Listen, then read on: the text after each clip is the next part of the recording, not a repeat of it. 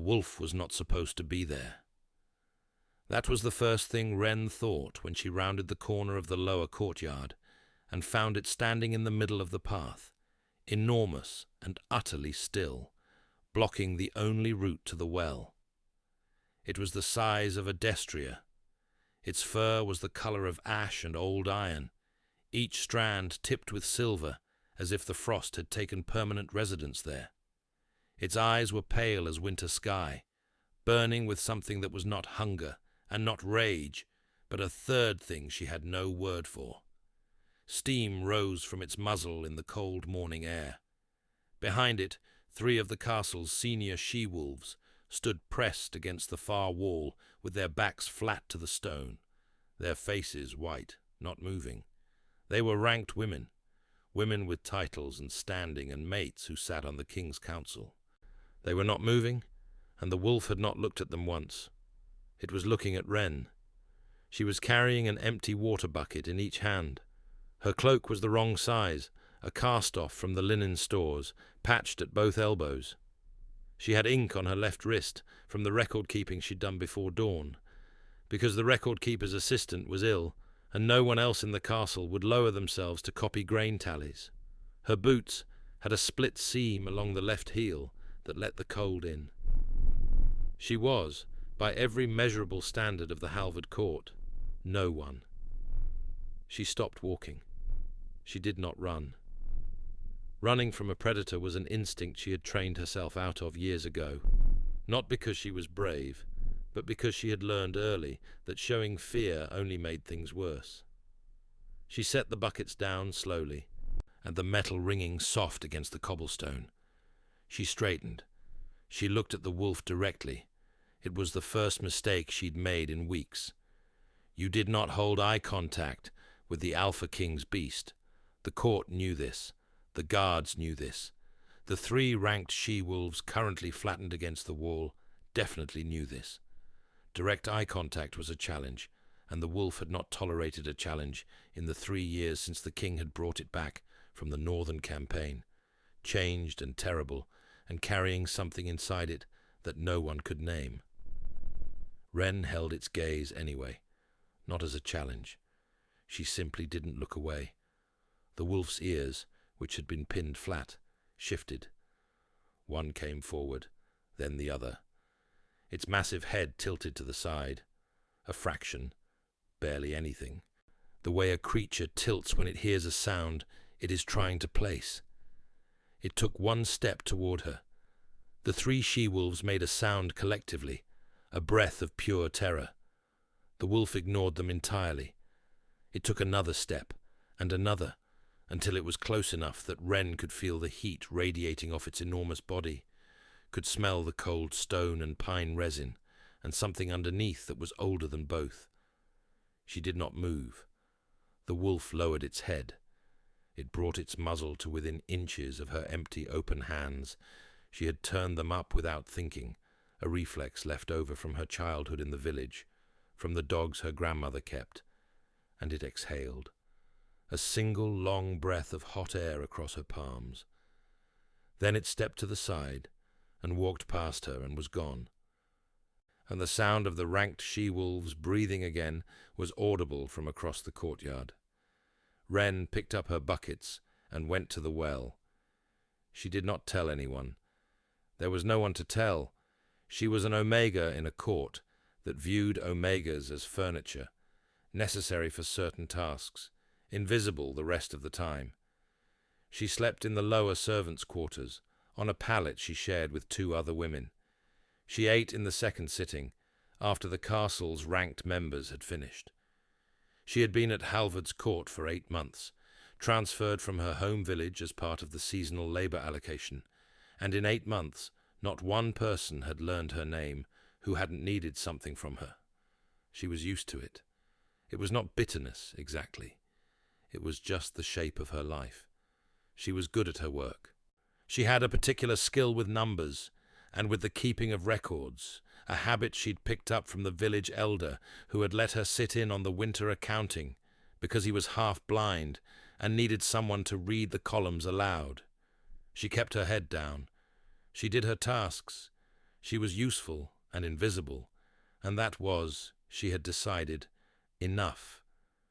She thought about the wolf that night on her pallet, listening to the other women breathe. It had not looked at the ranked she-wolves at all. 3 women with titles and fur-lined cloaks and status that Wren could not even accurately calculate, and the wolf had looked through them as if they were the ones made of air. She turned onto her side and closed her eyes. She went to the well the same way the next morning. The wolf was there again. This time it was sitting at the mouth of the courtyard path, patient as a stone, as if it had been waiting. Wren stopped. She looked at it. It looked at her. She picked up her pace, walked past it with 2 feet of clearance, and felt it fall into step behind her. It followed her to the well. It sat while she lowered the bucket and drew the water. It walked back with her to the kitchen entrance. Then it left. The head cook, Myrta, saw the last 30 seconds of this. She did not speak to Wren for the rest of the morning. Her expression was the expression of a woman who has witnessed something she would prefer not to have witnessed, because it complicates her understanding of the order of things. It happened the 3rd morning, and the 4th. By the 5th, the castle had noticed, and noticing a castle meant gossip, and gossip in a court like Halvard's moved like fire in dry thatch. She heard the first version of the story from 2 ranked women outside the great hall. They called her a witch. They said she had used some low charm on the beast, some omega trick, some forbidden thing learned in villages where the old ways were still practiced. The story got worse as it travelled. By the end of the 1st week, the version circulating in the upper hall had her feeding the wolf blood from her own wrist, and the wolf sleeping across her threshold at night. None of it was true.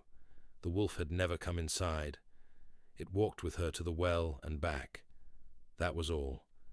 But the version Wren could not dismiss, the one that lodged between her ribs and stayed, meant was this, that the Alpha King's wolf had not walked willingly beside any living person in 300 years, that the handlers who cared for it worked behind barriers and threw long iron hooks, that it had broken a man's arm 6 months ago, not in rage, but in what the castle physician had quietly described as confusion, as if the animal had simply forgotten that the body it inhabited was capable of causing harm, that it was not a wolf in any normal sense, but the king's other self, the hidden, unhoused part of him that the northern campaign had cracked open and left exposed to the cold. This information reached Wren on the 7th morning, from the only person in the castle who ever spoke to her directly about anything that mattered, old Wren, the castle archivist, he who was 81 years old and too far past caring about hierarchy to bother maintaining it. "You understand what this means," Wren said, not looking up from the parchment he was sorting. "I understand that it makes people uncomfortable," Wren said. "It makes people terrified," Wren said, "which in a court like this one amounts to the same thing." He finally looked up. His eyes were still sharp. "The wolf has not chosen a companion since the last Alpha Queen. That was 312 years ago. The court will try to make use of you, or they will try to remove you. Either way, child, you are no longer invisible." She left the archive and stood in the corridor for a long moment with her hand flat against the cold stone wall. She had been invisible for 23 years. She had made a careful and complete peace with it. She did not know what to do with being seen. The Alpha King himself, Halvard, whose name the court spoke with the careful deference of people who have learned that certain words carry weight, had not summoned her. He had not acknowledged the reports about the wolf. He had not done anything at all, as far as Wren could determine, except continue to move through his castle like a storm that had learned to walk on 2 legs, contained, deliberate, and making every room feel smaller by his presence in it. She had seen him at a distance 3 times, tall, with the kind of build that suggested generations of warfare distilled into a single body. His hair was dark, cut short, and he had a scar that ran from his left jaw to the corner of his mouth, pale and old, earned before Wren had been born. His eyes were the same color as his wolf's, and she had not known that was possible. He did not look at Omegas, not from cruelty, from the same reason that a man standing on a cliff does not look at the individual stones beneath him. It was not malice, it was scale. On the 9th day, they tried to end it. The order came from Lady Sefra, the highest-ranked she-wolf in the castle's permanent household, mate to one of the council's senior lords. Sefra was a composed woman of considerable intelligence and an equally considerable investment in the existing social structure. She had Wren brought to the upper corridor outside the great hall in the late afternoon, when the light was good and the passage was populated. Populated meaning witnessed. She wanted what she was about to do to have an audience. Wren arrived not knowing why she'd been summoned, and she had been told it was a record-keeping matter. She arrived with her ledger tucked under her arm, and found Sefra waiting with 2 other ranked she-wolves and the castle steward, a narrow man named Torvald, who never looked comfortable. "You will take a different route to the well from tomorrow," Sefra said. She did not raise her voice. She had the kind of authority that did not need to. The north courtyard path is a passage used by the castle's senior members.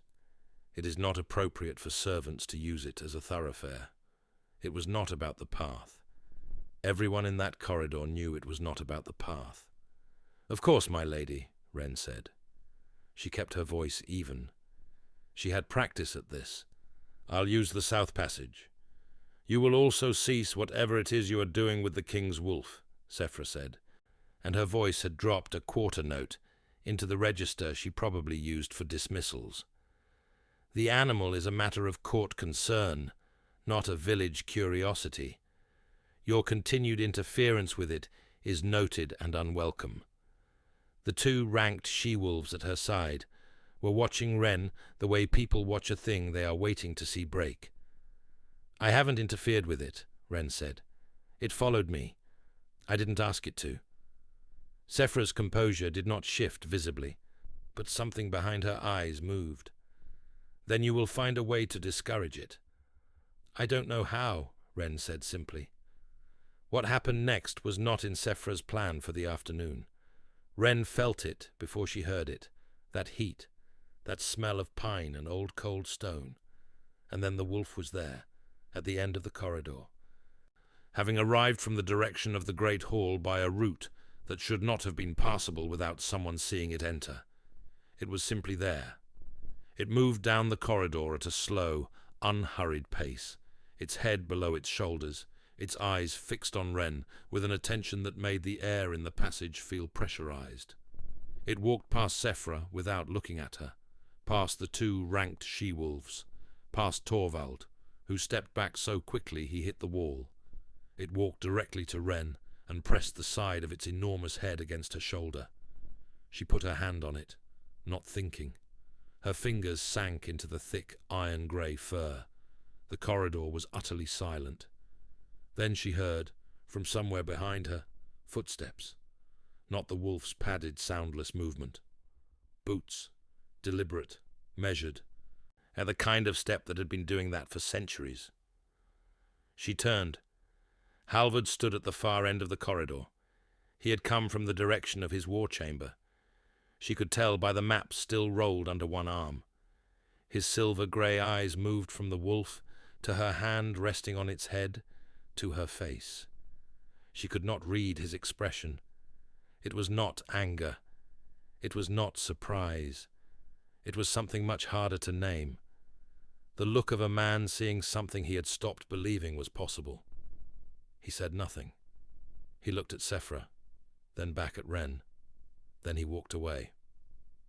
The wolf stayed at her side for another minute. Then it left the way it had come. Sefra said nothing more. The audience Wren hadn't asked for had observed the whole thing.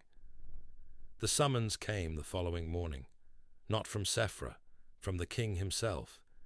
She was brought to the private study off the war chamber, a room that smelled of old parchment and tallow candles, and the particular cold that the king seemed to generate, regardless of how many fires were burning. He was standing at the window when she entered. He waited until the door was closed before he turned. Up close, he was more and less terrifying than distance had suggested. More, because the scar along his jaw was visible in the way that old scars are. Not grotesque, but honest. A record of something that had cost him. Less, because he looked tired. Not the performance of weariness, the real kind. The kind that lives in the set of someone's shoulders and doesn't ease even when they're still. "Tell me what you do," he said. His voice was lower than she'd expected, and rougher. "I walk to the well," she said. "I draw water, and I walk back. He follows me. You don't call him. No, you don't feed him. You don't speak to him." "I spoke to him once," she admitted. "The first morning. I told him my name." Something moved in his expression. "What did you say exactly?" "I said, 'My name is Wren, and I'm not afraid of you.'" A pause. That was mostly a lie, but I said it anyway. He turned back to the window. Outside, the training ground was visible, and beyond it, the wolf's enclosure, a vast walled space of stunted trees and packed earth that had been built to something scale other than human. The wolf was in it now. She could see the movement of it between the bare branches. "He has not chosen a companion since my grandmother's time," Halvard said to the window. "I was told it was because no one worthy had come to court." A pause so long she thought he was done. "I believe now that it was because no one had been stupid enough to look at him directly and tell him they were not afraid." It surprised a breath of a laugh out of her. She was immediately mortified. He turned and looked at her, and something at the corner of his mouth did something almost involuntary. "I am going to assign you to his care," he said. "Formally, you'll have a room in the east wing adjacent to the enclosure. Your other duties will be redistributed. You will report directly to me." "I am an Omega," she said. Not as a complaint, as a statement of practical fact, the kind of thing that mattered in a court like this one. "Yes," he said, "I am aware. The court will not accept it." "The court," he said, in a tone that closed the subject entirely, "does not vote on this." She moved to the east wing that afternoon. The room was small and simply furnished, and the window looked directly into the enclosure.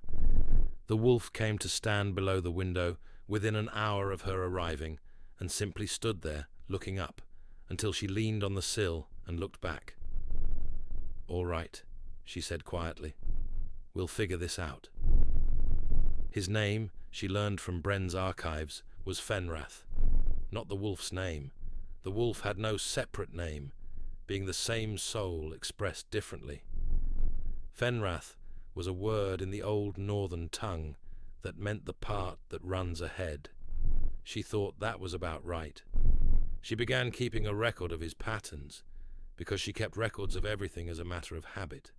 When he was still, when he moved, what sounds made his ears go flat, and what sounds made him alert in the other way, the interested way. She drew water from the east well every morning, and left a bowl of it inside the enclosure gate, not because she thought it would help, but because it was something to do, and something was always better than nothing. She was not supposed to go inside the enclosure. Halvard had been explicit on this. She followed the rule for 11 days. On the 12th day, she found the wolf lying at the interior of the gate with his head pressed against the bars, and something in the set of him, the weight of it, the particular exhaustion that had nothing to do with the body, made her put her hand on the latch. She went in. He was on his feet before the gate finished swinging, not attacking, not threatening, just present.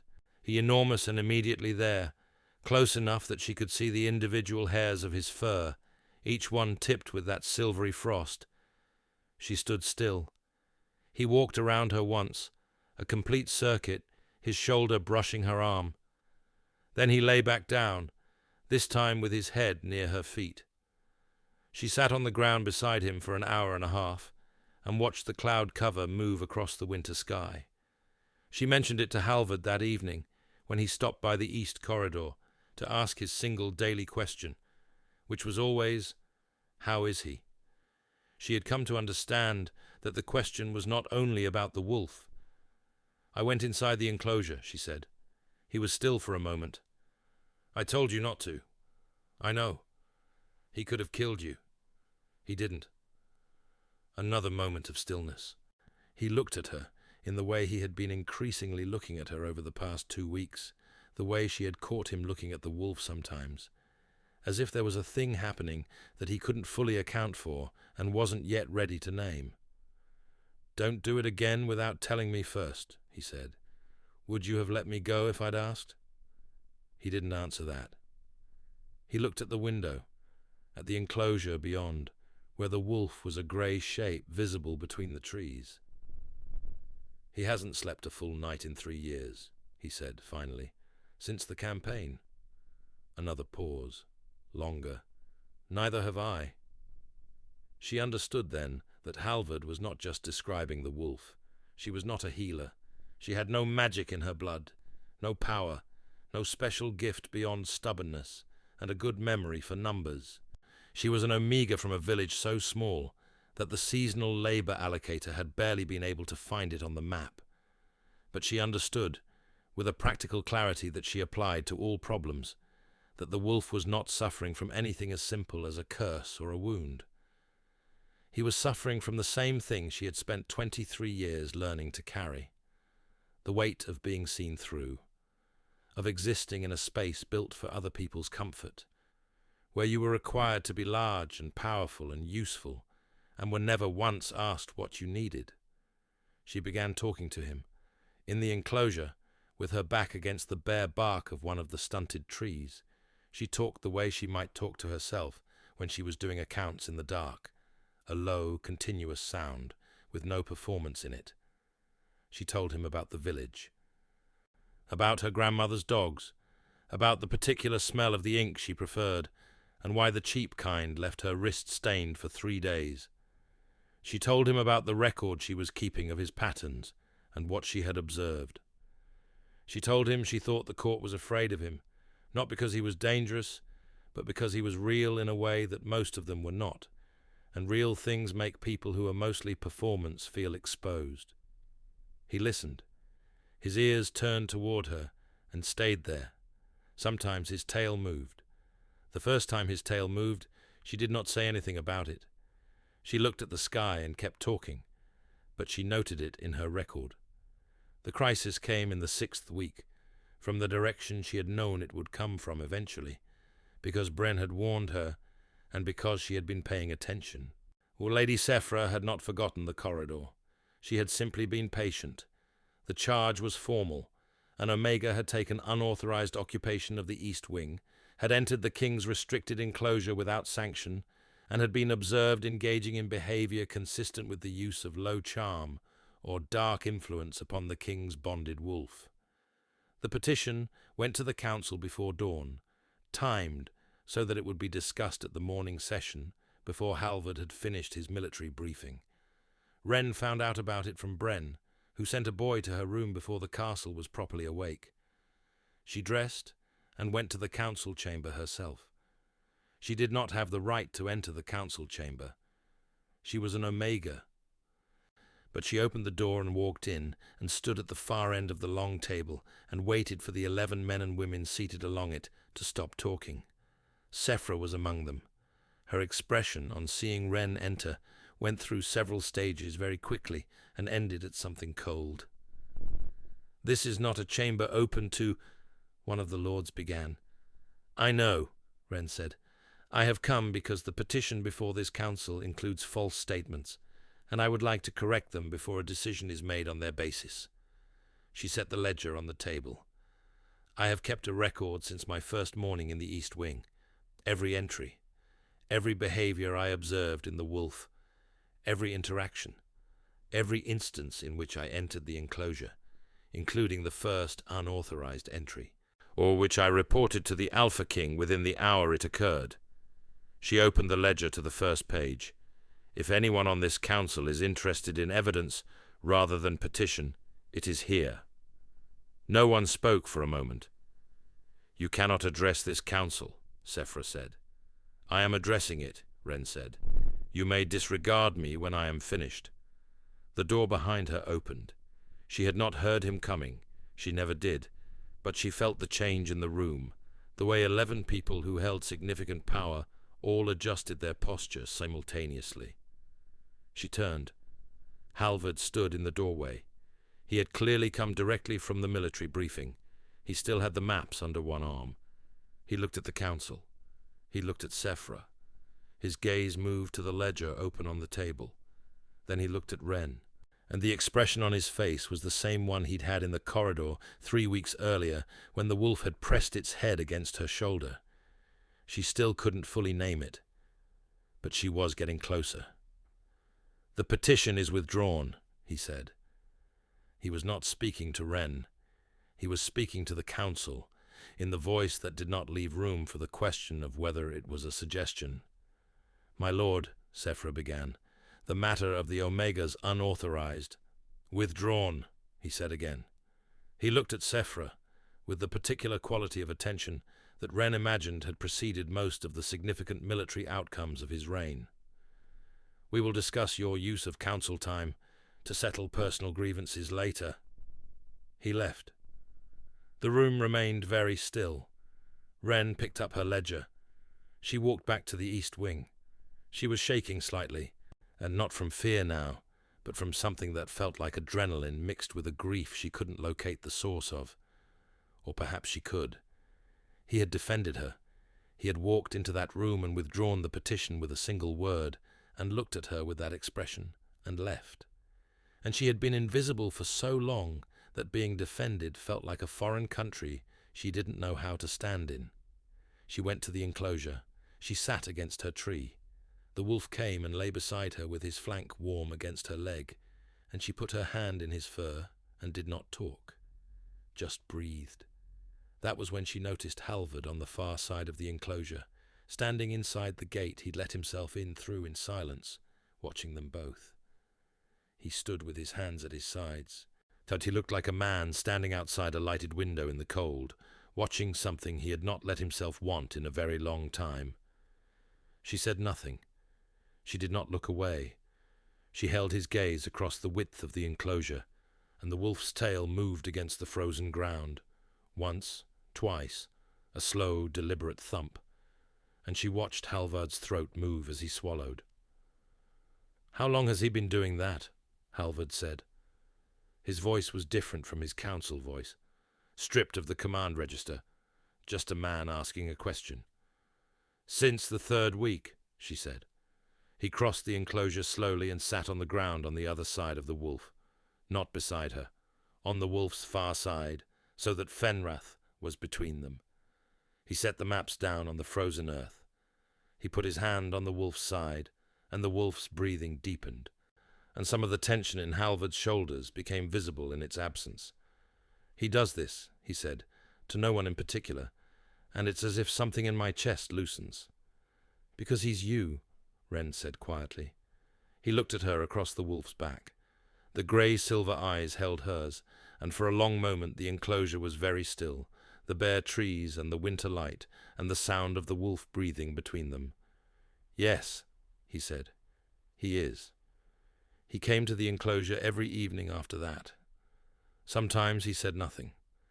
Sometimes he asked her about the entries in her ledger, about the specific observations she'd made, and listened with the focused attention of someone who has been given a report on a subject he cares about enormously and has never had reliable intelligence on before. Once he told her about the campaign, not the strategy of it, but one evening in the north, in a ruined hall, when he had let the wolf out and not been able to call it back. 3 days. He had spent 3 days following the wolf through the northern wilderness, trying to find a way back in.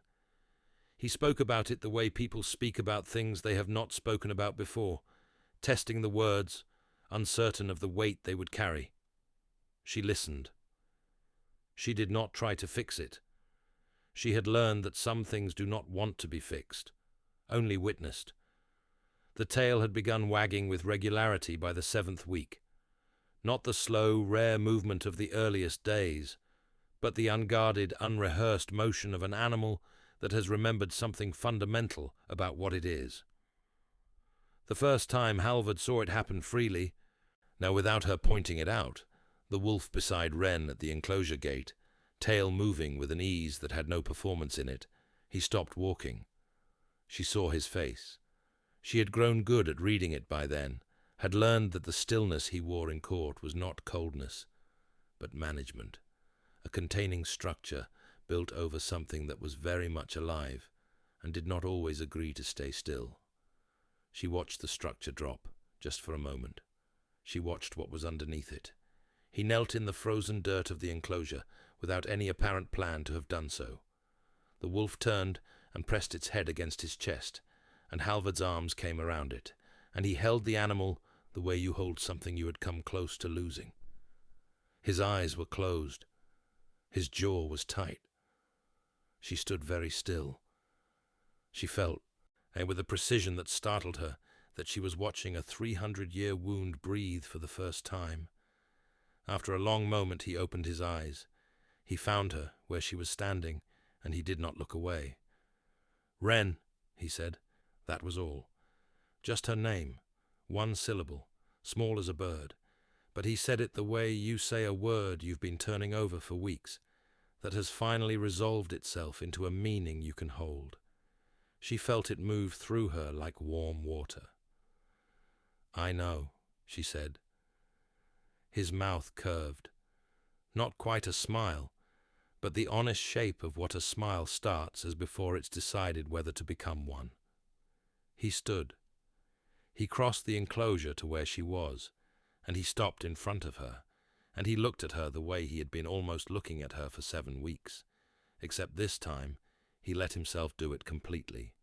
"I have been king for a long time," he said. "I have ruled this court and its council and its endless political mechanics for longer than most records go back. I have been managed and feared and deferred to in precisely equal measure for 3 centuries. A pause. "No one has walked into my council chamber with a ledger of evidence before." "It seemed like the practical thing," she said. "It was the bravest thing," he said. "And you did it for him, not for yourself." She didn't answer. He was right, but she hadn't thought of it as bravery. She'd thought of it as the only available option that wasn't running. "I would ask you to stay," he said. "Not in the East Wing, at court, with a rank that reflects what you are to him and what you have become to me. I would ask you." A pause, and his voice dropped. "But I am aware that I have a long history of this court being a place that gives people very little actual choice. I would like this to be a choice. If you want to leave, I will provide you with an escort home and a letter that ensures you are never allocated away from your village again." She looked at him for a long moment. She thought about the village, the elders' accounts, the palate she had never quite been warm on, the 23 years of being useful and invisible. She looked at the wolf, who was watching them both with his pale eyes. "I don't know how to be visible," she said honestly. "I don't know how to be anything other than what I've been." "I don't know how to let anything in," he said. "We are apparently in similar difficulty." The wolf's tail thumped against the ground. They both looked at it. "He has opinions," Wren said. "He always has," Halvard said. "I just couldn't hear them." She thought about the ledger. She thought about the tree she had made her own in the enclosure, the particular quality of the light in the East Wing in the mornings. She thought about the feeling of being looked at and not looked through, which she had been carrying for 7 weeks, like a thing she was still not sure was real. "Ask me properly," she said. He looked at her. Something shifted in his face, something deeper than the war chamber and the council and the 300 years of managed authority. He reached out and took her hand, both hands around hers, the way you hold something you want to be careful with. "Stay," he said, "not because the wolf chose you, so because I am choosing you." She let out a breath she hadn't known she'd been holding since the first morning in the courtyard, when she'd picked up her buckets and looked at the wolf and not run. "All right," she said. "As for Sefra, There was no dramatic fall from power, no public humiliation, no execution at dawn. Halvard brought the matter before the council 3 days later, clearly and without particular heat. Sefra had used the council's formal processes to pursue a personal grievance against a member of the court's household. The consequences were proportional. She would recuse herself from 3 months of council participation, and her petition would be formally struck from the record. It was neither mercy nor brutality. It was the same ledger logic Wren had walked into the chamber with. Evidence, measured, applied evenly. As Sefra accepted it. She did not look at Wren when she left the chamber. Wren didn't need her to. The months that followed were not simple. A court 3 centuries old does not restructure its understanding of rank and worth in a season. There were council members who remained skeptical. There were ranked she-wolves who did not know how to look at her. There were days when Wren sat in the East Wing and understood with total clarity that she was a woman from a small village with ink-stained wrists and no ancestry worth documenting, and the gap between that and what she had been asked to step into was very wide indeed. But she had her ledger, she had her records, she had the specific, patient skill of watching things closely and writing down what she saw. And she applied that skill to the court the same way she had applied it to the wolf, not trying to force it, just staying present, just doing the work that was in front of her. Halvard, for his part, turned out to be someone who was much easier to be with in private than his court presence suggested. The management he wore in council chambers fell off in the evenings. He had opinions about the state of the kingdom's northern roads. He had a complicated relationship with the council's eldest member that was equal parts respect and exasperation. He slept better. He told her this matter-of-factly, as a report, the way she told him observations from the ledger, without flourish, just data. She had come to understand that this was his version of intimacy, offering information that cost him something. And the wolf slept through most nights by the 2nd month. By the 3rd, he had stopped waking entirely. It was a small thing. It was the entire thing. On a morning in deep winter, with the frost on the enclosure's bare branches, and the pale early light turning everything silver, Wren sat against her tree, with her ledger open on her knee, and watched Halvard crouch in front of the wolf on the frozen ground, the 2 of them looking at each other the way they had been learning to look at each other for months now, as the same thing, recognized finally, after a very long time of not knowing what they were looking at. The wolf's tail moved in its slow, steady rhythm against the frozen earth. She wrote it in the ledger, not as an unusual event, as an ordinary morning. That was the difference. That was the whole story. The tail had wagged for the first time in 300 years on a winter morning, when an omega with ink-stained wrists and split boot heels had walked to a well and not run. And it wagged now every morning, unhurried and unremarkable, because the things that had been impossible had been patiently made ordinary, 1 bowl of water and 1 hour of sitting, and 1 ledger entry at a time. She was still an omega. The court still did not entirely know what to do with her. She still had ink on her wrist most mornings, and her boots still let the cold in through the left heel, and she had not yet found a way to walk into a room full of ranked courtiers and feel like she belonged there. But she walked into the enclosure every morning, and the wolf came to her, and the king came in the evenings, and they sat together in the cold winter light, and the 3 of them, and no one looked through anyone. That was enough. It was more than enough. It was everything.